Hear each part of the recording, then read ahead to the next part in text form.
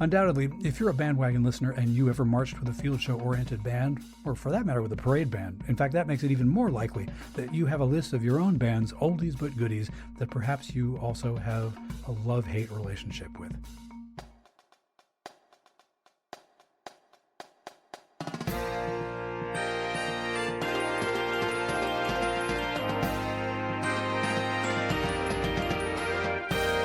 Hello, and welcome to episode 58 of the BandWagon podcast for the week of April 21st, 2025. On this edition of the program, news and notes from the band world, including it's cherry blossom time in D.C., the Smashing Pumpkins don't want to play their hits in concert, an internet rabbit hole from the other side of the planet, and I've got some on-the-spot reporting from the vicinity of a rude bridge. I'm your host, Rob Hammerton.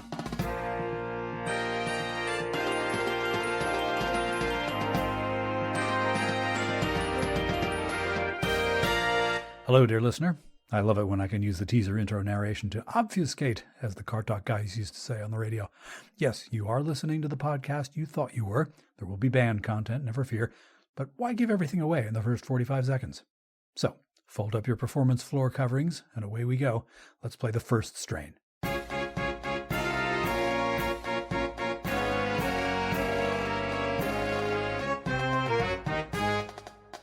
In this episode's first strain, news and notes from the band world.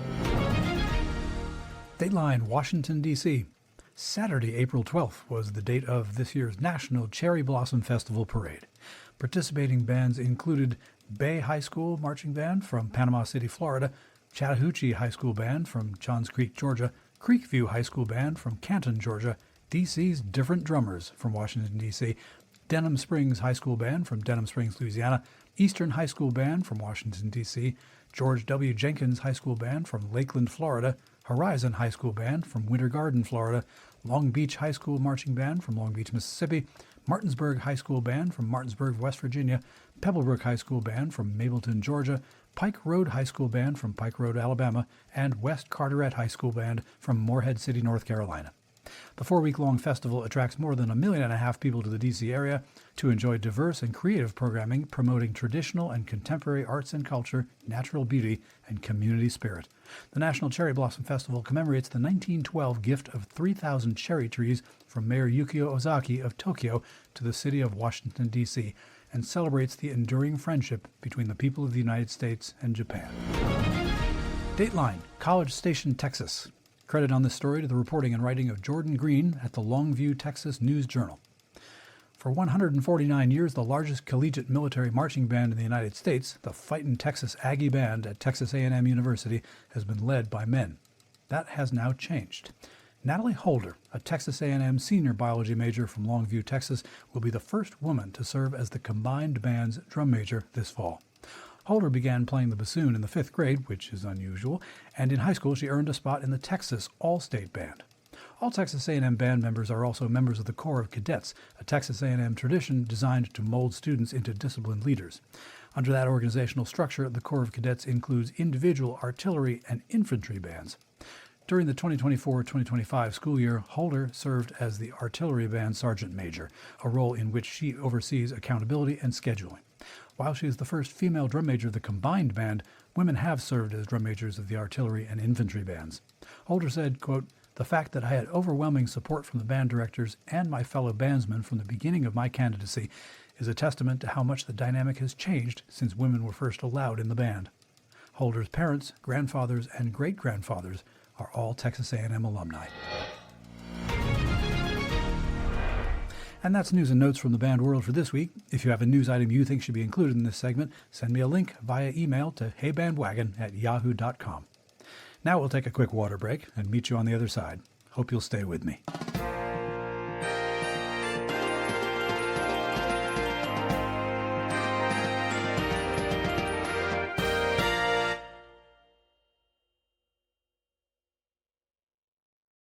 Okay, let's pick it up at the second strain.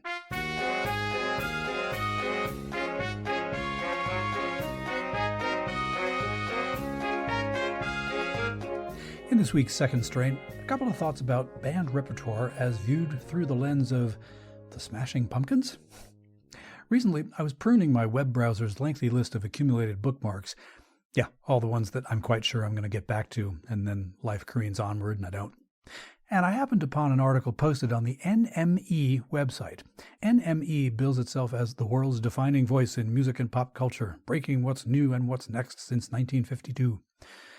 The headline of the article from last June was, Billy Corgan doesn't want to play fan favorites at Smashing Pumpkins gigs. Clickbait headline or not, it got my attention because of one particular quote that has stuck with me, which was attributed to another famous pop singer of another era.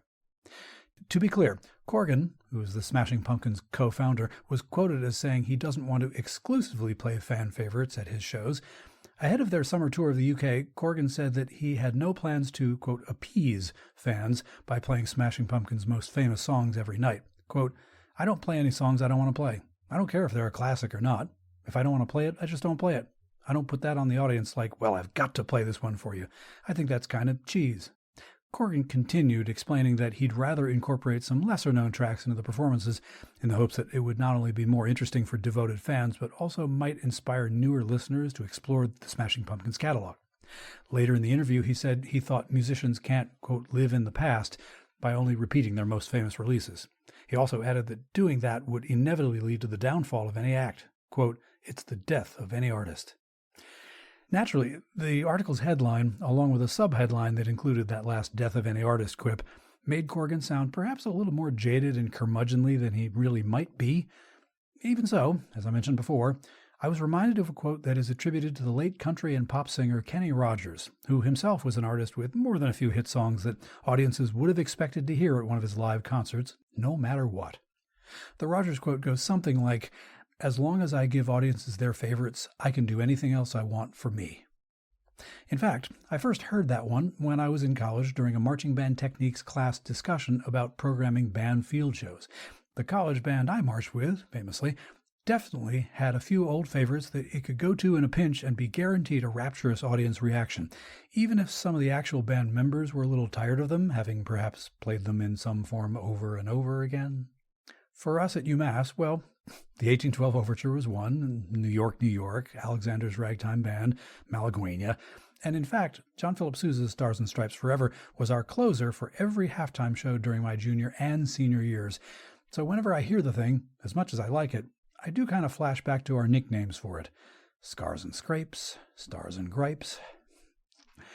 Undoubtedly, if you're a BandWagon listener and you ever marched with a field show-oriented band, or for that matter with a parade band, in fact, that makes it even more likely that you have a list of your own band's oldies but goodies that perhaps you also have a love-hate relationship with.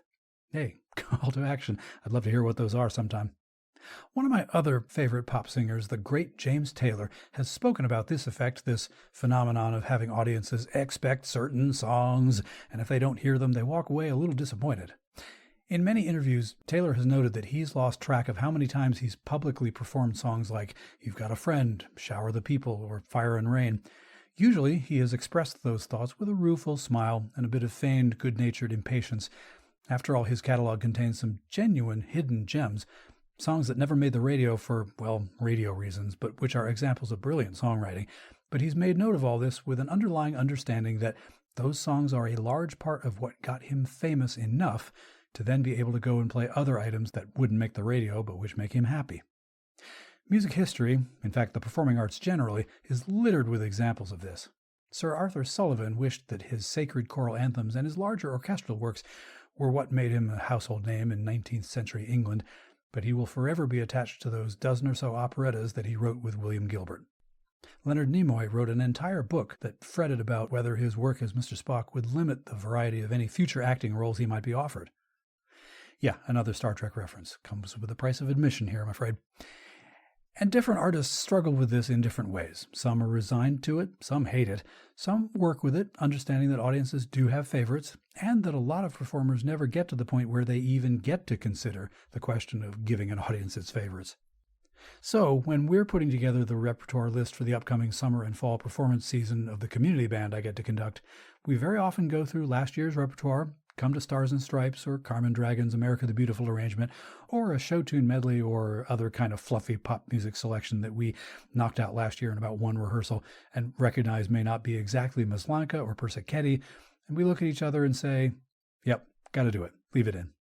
Because yes, it'll make audiences clap along and therefore enjoy themselves and therefore like us all the more and therefore maybe be encouraged to come to the next concert. During which we will try to include other items that they've rarely or never heard before, maybe introduce them to a composer or a tune that will cause them to go down a band-related internet rabbit hole of the week. And as best we can, we'll get our playing members to keep all this in mind. As long as we give audiences their favorites, we can do anything else we want for us. I get Billy Corgan's point.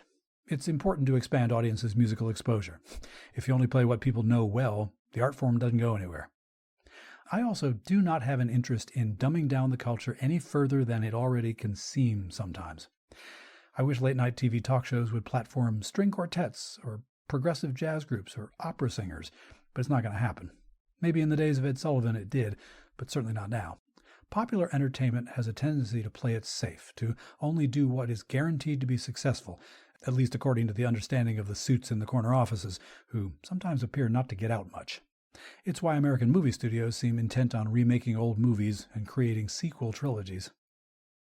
Even with all that in mind, to be clear, I don't look down on the opportunity to offer up some old faves.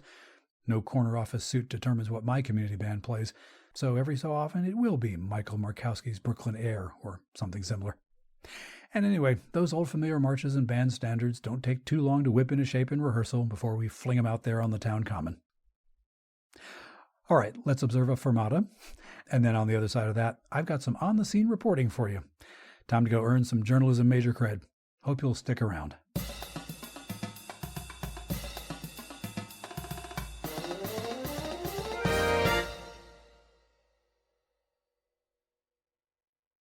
Okay, let's modulate and get into the trio section.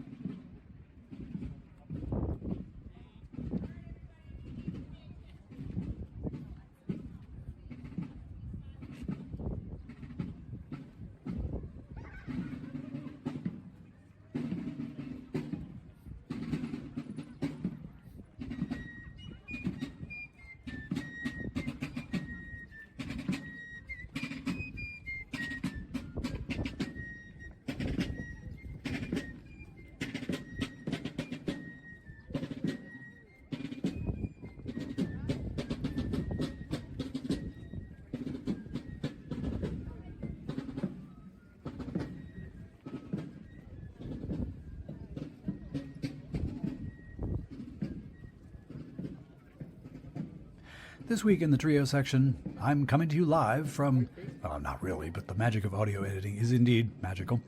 If you're a BandWagon listener who is not from New England, well, as always, welcome. But you may or may not have heard of the Massachusetts holiday, which happens on the third Monday of April. Marathon Day! Well, not officially, but that is the early spring holiday in which there are far fewer cars on the roads, so people think it's okay to stage a road race from 26.2 miles outside of Boston all the way into town on a largely straight line. Roads are closed, travel in the Metro West suburban area of Boston is made a bit more challenging, if it has to happen at all, but tons of people gather on the various suburban secondary roads to cheer on thousands of runners, amateur and professional. Well, this holiday is actually called Patriots' Day. In 1894, the Lexington Historical Society petitioned the Massachusetts General Court to proclaim April 19th as Lexington Day. The town of Concord countered with Concord Day. Side note here, it's always a competition with these folks. But the nearby town of Sudbury, where I do my church gigging thing, has them both beat, due to one thing and another, and probably because some money changed hands somewhere when they were inventing the zip code system. Sudbury's zip code is 01776. And they never fail to let you know about it. Now, the biggest battle fought on April 19, 1775 was not fought in Lexington or Concord, but rather in the town of Menotomy, now called Arlington, which is the next town over to the southeast of Lexington if you're headed on a straight line toward downtown Boston. which is not really possible because, well, Boston roads. Lexington is just inside Route 128, the highway that surrounds metropolitan Boston at a distance of 10 or 12 miles, and Concord is about 18 miles west-northwest of Fenway Park, if that helps any. Anyway, back to the competing holidays. Massachusetts Governor Frederick T. Greenhalgh opted for a compromise. He proclaimed Patriots' Day as a public holiday in Massachusetts in 1894. It was originally established on April 19th, commemorating the date of the battles of Lexington, Concord, and Menotomy. It also commemorated the first bloodshed of the American Civil War in the Baltimore Riot of 1861. The dual observance, the governor explained, celebrated the anniversary of the birth of liberty and union. In 1938, the Massachusetts legislature finally passed a bill establishing the holiday officially. The day is also a public school observance day in Wisconsin. Florida law encourages people to celebrate it, though it's not treated as a legal holiday. Connecticut began observance in 2018 and North Dakota in 2019. Observances and reenactments of the Revolutionary War battles occur annually at Lexington Green and at the Old North Bridge in Concord. In the early hours of the morning on the Monday holiday, mounted reenactors with state police escorts retrace the midnight rides of Paul Revere and William Dawes, calling out warnings the whole way. 1 if by land, 2 if by sea, the British are coming, all that good stuff.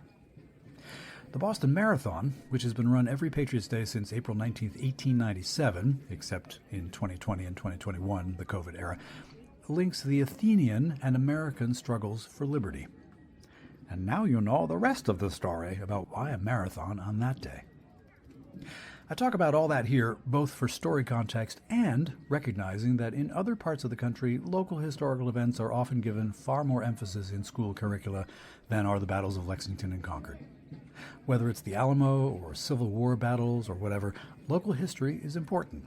But I was startled when I went to college and met people not from New England who didn't really have a clue about this Lexington and Concord thing. I mean, come on. Birthplace of a nation? Cradle of liberty? Yes?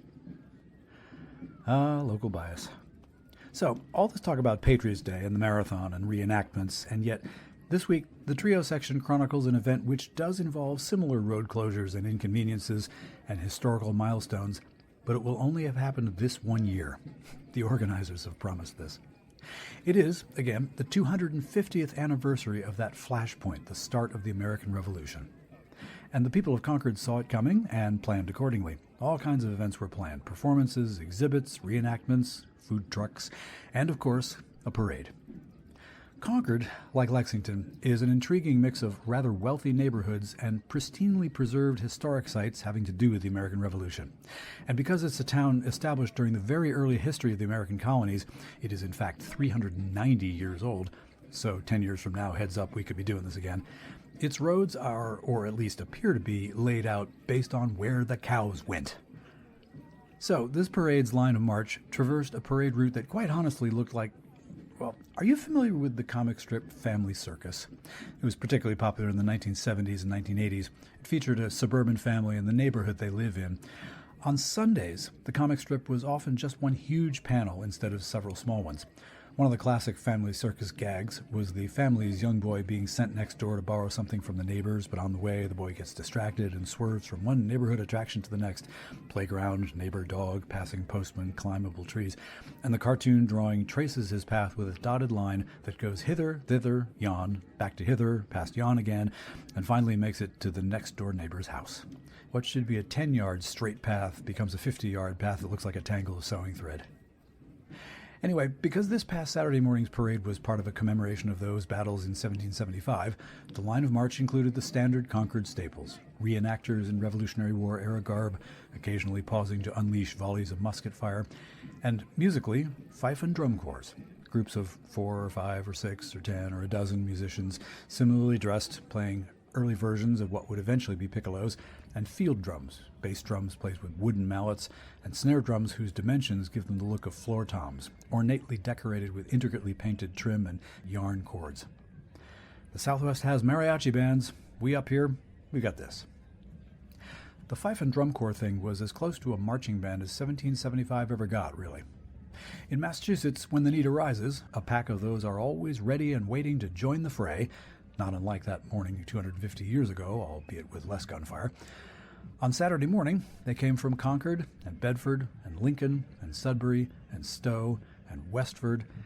The Connecticut Sons of the Revolution held forth.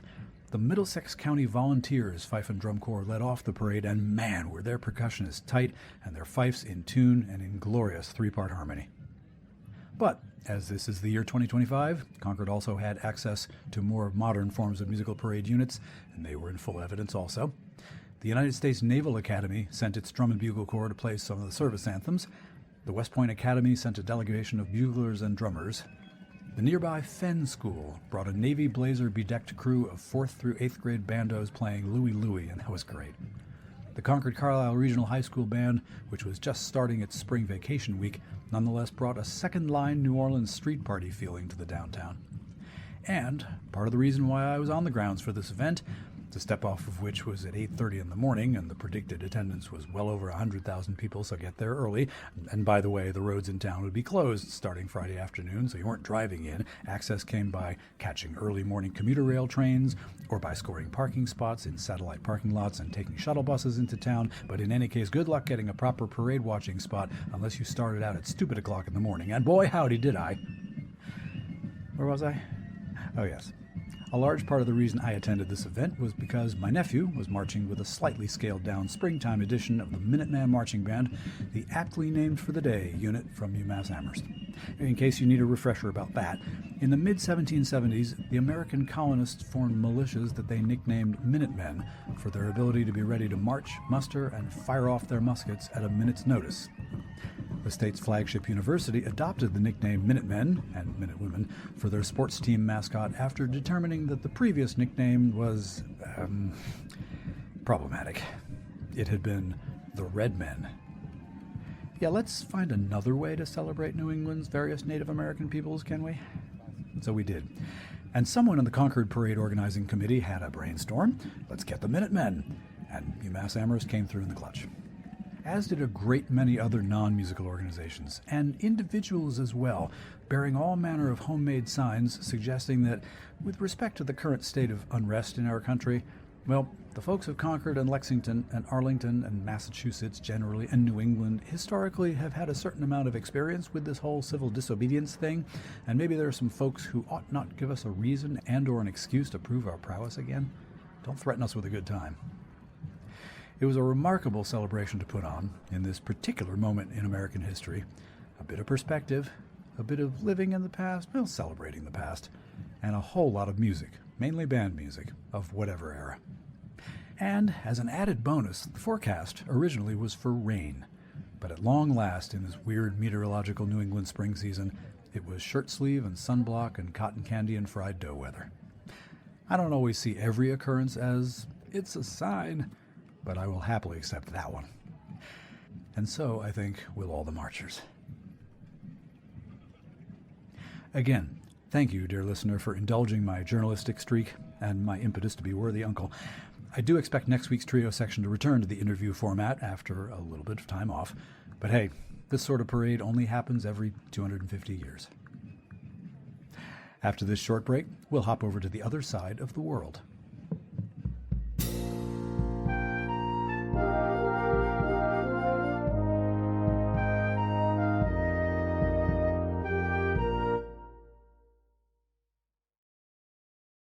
Here comes the dogfight.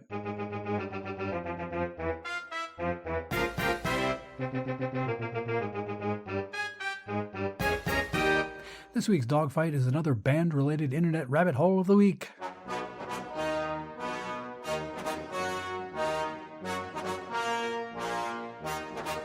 An opportunity for you to take an online excursion, which will cheerfully wipe out an evening in which you may have intended to do something else.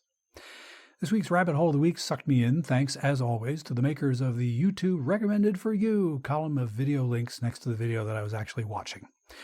Just once, I'd like to see a list of videos with the heading, "People who watched this video did not remotely watch these," just to get people out of their silos of interest, but that's another rant for another day. The thumbnail of one of the recommended videos looked like a marching group of some kind, not much different from any other such thumbnail, but the name of the video was in Japanese, with only these English words, Yokohama Robins. I'll bite. I clicked through the video, watched for about 10 seconds, and it sent me back to a moment not too long ago while I was in fact writing the dogfight segment that may have introduced you to the Kyoto Takebana High School Band. It's the band that's about 95% female, the one that has been nicknamed the Orange Devils thanks to their bright orange uniforms and ridiculous combination of virtuosic playing and almost unthinkable bodywork. In that writing moment, I paused and mused idly, what if the Japanese ever got their hands on the modern American version of drum corps? I'm sorry to invoke what seems to be a stereotype, but it's rooted in a little bit of fact and evidence. Generally speaking, it seems, to these Americanized eyes at least, that the culture of Japan tends toward ferocious work ethic, the result generally being a rapid ascent to mastery and inspired performances. Evidence of this can be found in the recordings of groups like the Tokyo Kosai Wind Orchestra, or, well, forgive me this particular micro-obsession of mine, but if you get a chance to watch the Japanese national men's rugby team do its thing, my goodness. They often play somebody else's sport with the kind of skill and flair that suggests they could have invented the sport themselves. So, again, what would happen if the Japanese applied themselves to the marching arts in the way that DCI, and by extension a lot of American high school bands, are performing nowadays? We'd be in trouble, that's what. So, indeed, I watched this video of the Yokohama Robins and thought, okay, so it's as if someone in Japan saw a Carolina Crown video and thought, yeah, we could do that if we worked at it. So, a belated welcome, to you and to me, to the Japan Marching Band and Baton Twirling Association. There's a story, and there's a twist to it, and then there are links in the show notes so you can go take a look for yourself. The JMBA's website says, among other things, quote, the real start of marching band in Japan is not so old, as new knowledge of marching band was learned from U.S. military bands staying in Japan during the post-war period. During the time of the Tokyo Olympic Games held in 1964, marching bands became more popular and active, and as a consequence, a parade band association was organized in and around Tokyo in 1967, mainly to hold marching band clinics in Japan. The Japan Marching Band Directors Association was first organized in 1971. In 1972, the Parade Association changed its name to the All Japan Marching Band Association. 7 years later, the association changed its name again to the All Japan Marching Band and Baton Twirling Association. In 2005, the Japan Marching Band Directors Association and the All Japan Marching Band and Baton Twirling Association merged into a new organization called the Japan Marching Band and Baton Twirling Association. You get all that? Okay, now here's the twist. The JMBA is a rival organization to the All Japan Band Association. It's not exactly a band civil war kind of situation. The AJBA was founded in November 1939 to promote brass band music in Japan. It mainly does that by holding nationwide brass band contests annually, including the All Japan Band Competition and the All Japan Marching Contest. Now, I'm going to confirm that this is a little bit confusing even when you read it on paper or on the various websites that I was inspired to go visit. Never mind when you hear it over an audio-only podcast. So, apologies. But since my gateway into this version of the band activity was via the JMBA, I'm going to stick with them for now. One difference between the competitions put on by the JMBA and the AJBA, it's the older one, seems to be this. The JMBA deals with field shows, and the AJBA's marching contests are like competitive pass-in-review parade competitions. Apparently, AJBA used to run field show competitions, but in 2007 they abolished that segment of their competitions so as to differentiate themselves from the JMBA activities. So if I read this right, the JMBA muscled their way in and kind of won? Maybe. Anyway, the JMBA aims at DCI-style performance format, while the AJBA model is more of a marching concert band. Meanwhile, off to the side, there is such a thing as Drum Corps Japan, or DCJ, which was created in 1994. But the JMBA involves bands that come directly from Japanese high schools. One really interesting historical note that I read about the JMBA is this, quote, by obtaining approval as a general incorporated association in 2009, the association was able to solve the many unresolved issues that had been pointed out for a long time, such as the review of youth activities and search for effective activities due to the declining birth rate and 5-day school week, the reduction in social subsidies from the Japanese government for cultural activities during the recession, which is presumably the result of the 2008 global economic difficulty, the restrictions on student participation in various activities, and the lack of development of conditions for using sports-related facilities. On that last one, in short, they don't work on football fields because they don't have football. Now, before I send you off to this internet rabbit hole, which I keep threatening to do, I'm going to make one other observation, again, somewhat rooted in a stereotypical understanding of the Japanese culture, but also rooted in my watching of a lot of the Kyoto Takebana videos. We over here on this continent, I think, have a sense that the Japanese are generally a very polite people. Maybe it's the traditional bowing that gives me this thought. Maybe it's the now uncomfortably stereotypical presentation of Japanese culture by the Gilbert and Sullivan operetta, The Mikado. I also think back to my sophomore year in high school, when we had a couple of exchange students from Yokohama with us for most of the year, and not only were Miki and Ryoko ferociously good musicians, but unfailingly polite and humble, not just about their music making, but all the time. And in videos of the Kyoto Takebana group, whether they're performing in parade or onstage standstill formats, well, sort of standstill, not really, if you've seen them, you know what I mean, their audiences tend to wait until their selection is finished before they make a sound, even if the selection had soloist moments in the middle of it. As it turns out, at least at these JMBA national marching competitions, the audiences are perfectly emotive, thank you very much. The following audio clip of the beginning of last year's Yokohama Robins Field Show finals performance will now demonstrate this. Ladies and gentlemen, please welcome again, Yokohama Robins!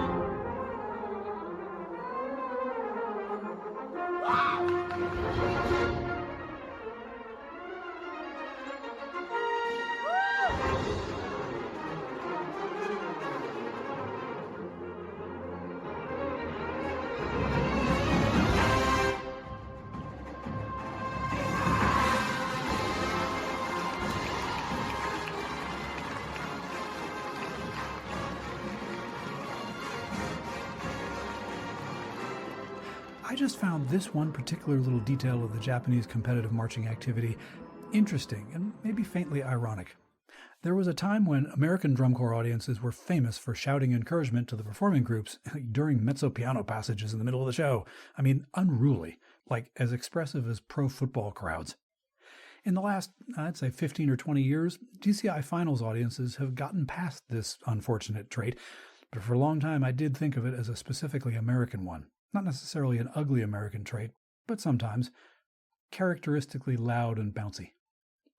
Anyway, one last thing. As you watch these videos, and yeah, I'm going to let you go watch these videos, consider this. Yes, the performances are as if drum corps or marching band decided to perform on a WGI performance floor.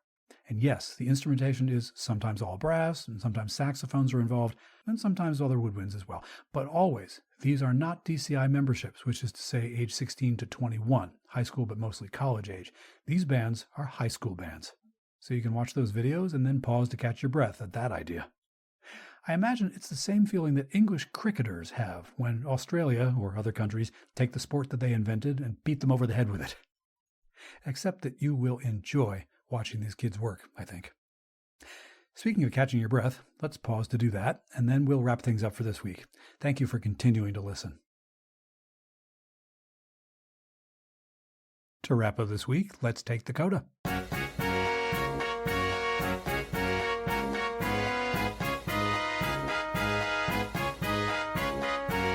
For the CODA this week, a reminder of last week's call to action. Again, I thought we could play this game. It's an open-ended essay question, no required length. The question is, again, this. If you could time travel, what drum corps moment would you visit? If you're so inclined, drop me an email or record me a short message, and in a future episode, I hope to include some of those in one segment or another. No stupid drum corps puns this week.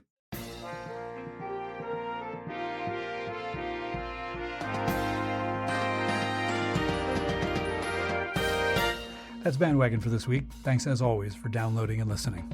BandWagon was written, researched, and produced by your humble host. Musical interludes were produced by Hammerton Media, from source material largely by John Philip Sousa. You can listen to more episodes at the pod's website, heyband.podbean.com.